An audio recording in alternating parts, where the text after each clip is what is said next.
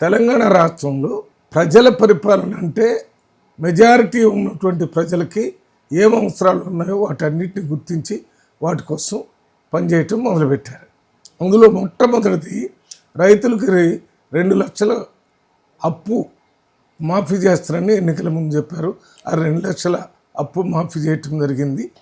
ఎక్కువ ఉన్న వాళ్ళకి 2 లక్షల కంటే ఎక్కువ ఉన్న వాళ్ళకి కాలేదు, కానీ 2 లక్షలు 2 లక్షల కంటే తక్కువ ఉంటే అది మాఫీ చేసేయటం జరిగింది. దాని ద్వారా రైతుల్లో ఉన్నటువంటి ఒక ఆందోళన, అభద్రతాభావం అవన్నీ తొలగిపోవటం జరిగింది.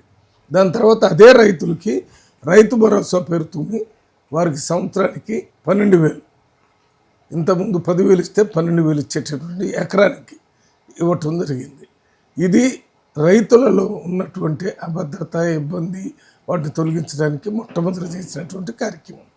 దీని తర్వాత రాష్ట్రంలో ఉన్నటువంటి మహిళలందరికీ ఉచితంగా ఆర్టీసీ బస్సులు తిరిగేటటువంటి ఒక సౌకర్యాన్ని కల్పించి, మహిళలంటే వంట చేసే ఒక యంత్రం లాంటి వాళ్ళు, లేకపోతే పిల్లగనే యంత్రాలు కాదు, వాళ్ళు కూడా పురుషులతో సమానంగా మరి వారికి జీవన విధానం ఉంది, వారికి ఆలోచించే ఒక వ్యవస్థ ఉంది, వారు కూడా అవకాశం ఇస్తే మరి అభివృద్ధి చెందడానికి అది ఇవ్వటం వల్ల ఇవాళ మొత్తం రాష్ట్రంలో వేరే రాష్ట్రంలో లేని విధంగా ఏ పనికైనా మహిళలు ఎక్కడికంటే దేవాలయానికి కానీ, లేకపోతే పెళ్ళిళ్ళకి కానీ, పుట్టిన రోజు పండగలకు కానీ అన్ని చోట్లకి స్వేచ్ఛగా పోయేటటువంటి అవకాశం.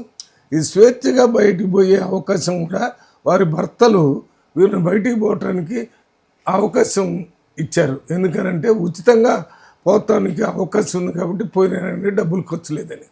ఇది కూడా మహిళలకి ఒక ఎక్స్పోజర్, ఒక బయట ఏం జరుగుతుంది, మగవాళ్ళు ఏ రకంగా బయట తిరిగి సమాజాన్ని అర్థం చేసుకొని పనిచేస్తున్నారు, మహిళలు కూడా బయటికి వెళ్ళి సమాజాన్ని అర్థం చేసుకొని పనిచేసే అవకాశం దీని ద్వారా దొరికింది.